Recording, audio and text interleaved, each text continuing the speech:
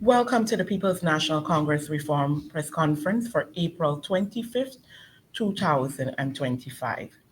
Joining today's presser is none other than Mr. Aubrey C. Norton, Member of Parliament, leader of the People's National Congress Reform, APNU, and the Parliamentary Opposition, and Mr. Sherwin Benjamin, General Secretary of the People's National Congress Reform.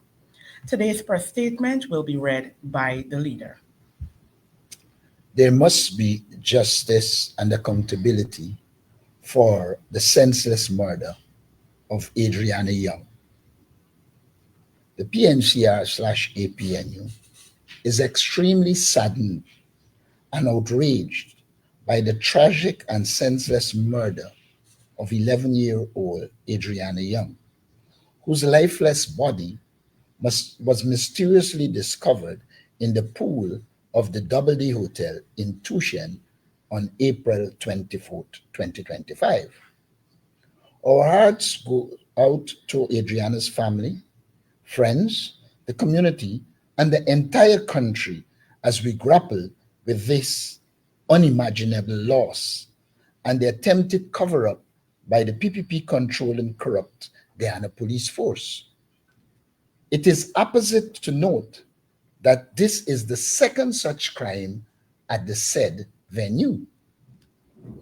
The Guyana police force is clearly complicit in the attempted cover-up of this crime and cannot be trusted or allowed to investigate this crime.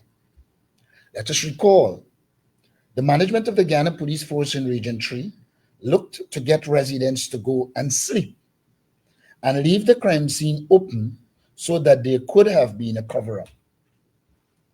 They went as far as providing false information to the public with the aim of getting the people to remove from the crime scene.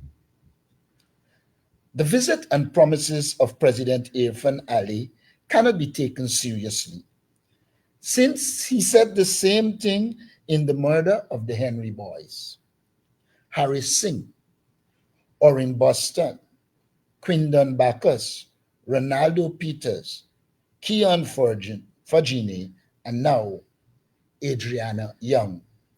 President Ali must recognize that his unfulfilled promises, the police force incompetent and being complicit in crime and cover-up of crime, have resulted in a loss of confidence in the law enforcement and justice systems in Guyana.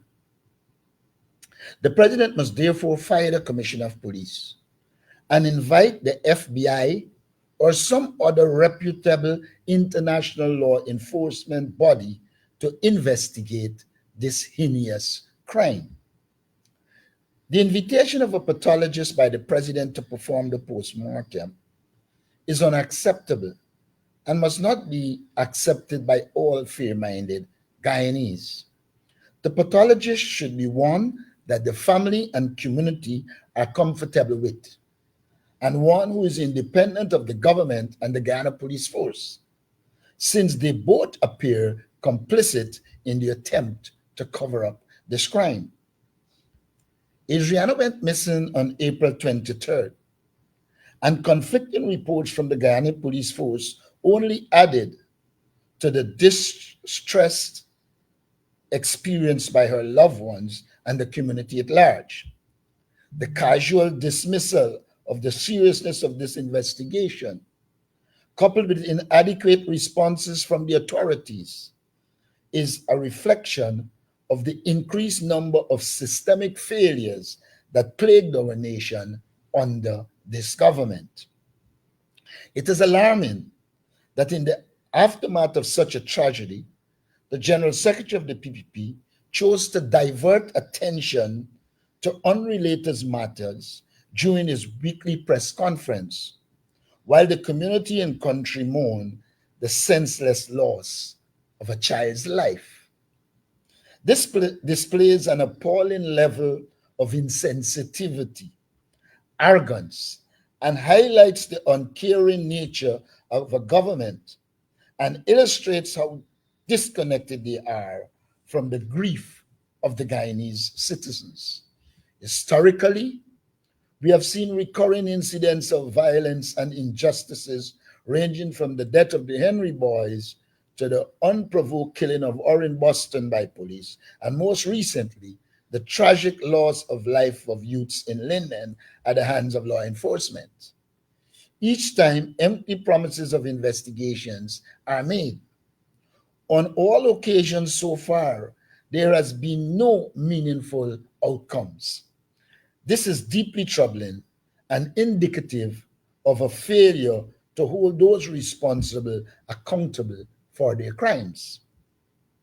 The PNCRA PNU passionately believe that accountability is paramount.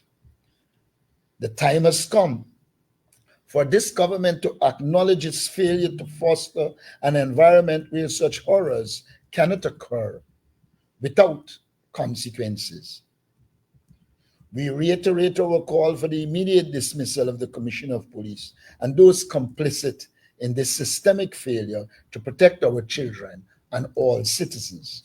Additionally, we demand that the owner and all others involved in and complicit in this senseless murder of an innocent child at the Double D Hotel be held fully responsible for their part in this egregious crime and face the justice system.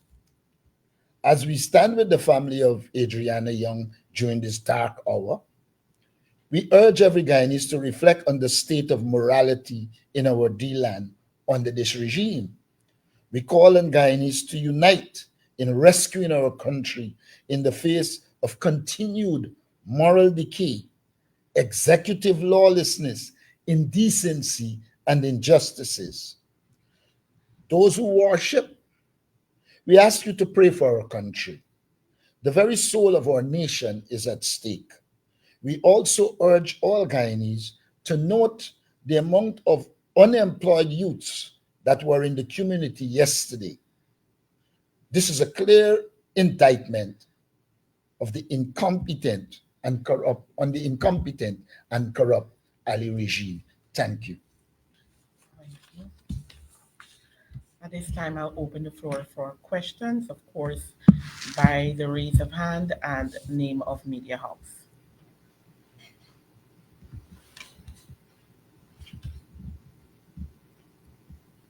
Good morning, everybody. Good morning. Uh, can you hear me? Yes, we're hearing you. You can go ahead. Yeah.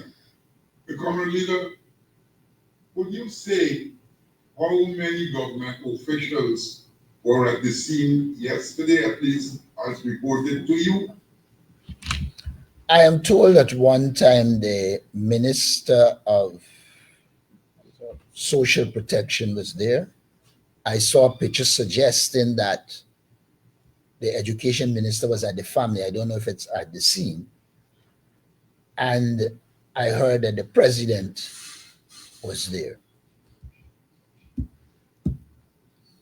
And how do you explain the destruction of the hotel and I heard the owner's home in the presence of such a police force?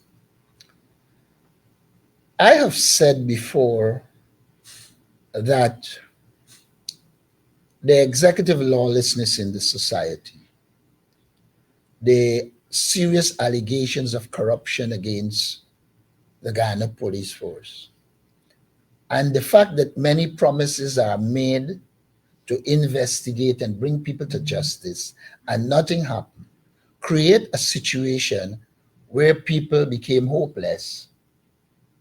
The poor handling of it by the police and the authorities fueled it. And so I think people, cognizant of the fact that the government will come and talk and there will be no justice, decide to pursue their own justice. I think that is the reality of what occurred.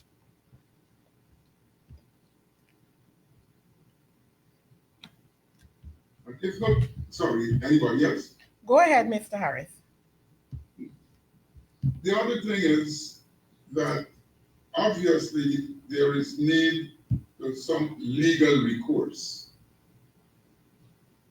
Now, We know what happened. We know how the police behaved and all of that. My question, sir, is what kind of legal support is the party prepared to offer to the family of this dead girl? We are prepared to give as much as we can, and I think we could. Um, Darren Wade, who is a member of the party, was already engaged, and there are other legal persons in the party we will engage to help the family.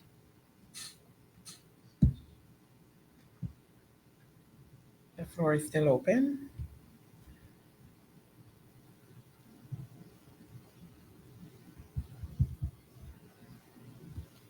Perhaps I can continue. Go ahead. The, this body, I mean, they had people in the hotel compound, I would assume. How is it that someone could have dumped the body in the hotel in the presence of witnesses, if there were any there at the time, or if all the people were out on the road? And I saw a report this morning which said that there is evidence that the child did not die in the pool, um, and that the police attempted to divert the crowd at one stage. How do you explain such an action on the part of the police and the hotel owners? Like I said before, this is not the first case that the police force has been complicit in helping to cover crimes. In fact, had it not been for the insistence of the public, the police would have already provided false information that would have resulted in people moving away from the scene, and that would have created the conditions for them to fabricate whatever they fabricated. It is the insistence of the public that they will go nowhere and the family that placed them in a situation where they could not get the body out of there to put the crime at another scene. And I believe with all that emerged, they were compelled to find some way to get the body into the pool, which is what they did. But the evidence suggests that there was no incident that occurred in the pool. And you would have seen from video footage that the night before and early the morning, the next day, there were checks, there was no one in the pool. And so clearly, it's an attempt to cover up and to create some form of doubt in the minds of people as to how the child died.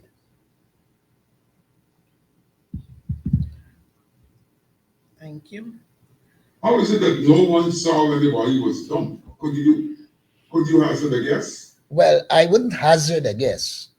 What I was told by people while I was on the scene is that after the people searched and so, and I think the fire started, it was evident that they had to get the body out of the building. And it is in that process I was told when I was there that somebody said they saw like, and I'm giving you the exact words they used, a man with the body throwing the body in the pool and then ran. And then the citizens went and saw that the body had appeared in the pool, which they had searched before. All right. The floor is open for any other questions. All right. I don't see the hand of any other reporter. With that being said, I do believe we will come to the end of this press conference, and I want to thank our media personnel, as always, for joining. Hello? Ms. Garnett? Sorry, I was having difficulty putting on the mic. Okay, you can go ahead. If you, I'm sorry to cut you. My question, I know you guys gave a statement on the Adriana Young situation, but that was one of two situations we saw played out over the past few days that were major national occurrence. There was also the issue of Miss La Cruz and her family who died. Can Mr. Marcus speak on what are the party's thoughts of the domestic violence situation in the country and how your party can contribute to sensitization of this situation, and what, if any, plans would your party have going forward to contribute to the situation of domestic violence that we see happening in this country? Well, at the center of all of this is the Guyana Police Force. The Guyana Police Force has to become a credible institution and be prepared to deal with crime regardless of what the crime is. Domestic violence has many elements: mental health, economic, we can name them. And therefore, there is need for a comprehensive approach. From the information I had at my disposal, the family did engage the police on this issue, and it is well recorded that the man told them that he was going to kill them. And therefore, there was no inaction on the part, no action, sorry, or there was inaction on the part of the police. We have always opposed domestic violence. When we were in government, we work assiduously to reduce it, but it is not a simple issue, especially if you factor in like the mental health dimension. So one has to first sensitize the population, and I will admit some of that would have occurred, but you need a dedicated professional unit in the Guyana Police Force to deal with this particular type of crime. Additionally, we have to address the plight of the poor in this country, because once you become poor, once you are poor, more so if you are dependent on a person for existence, you tend not to want to come out of a situation characterized by domestic violence. And that puts a lot of young women and women generally in a very vulnerable position. As a political party, we have always been in support of the victims, but we do believe the solution lies in government developing appropriate policies and programs to deal with domestic violence, and that there is probably also a need for some kind of training to address the mindset of some men.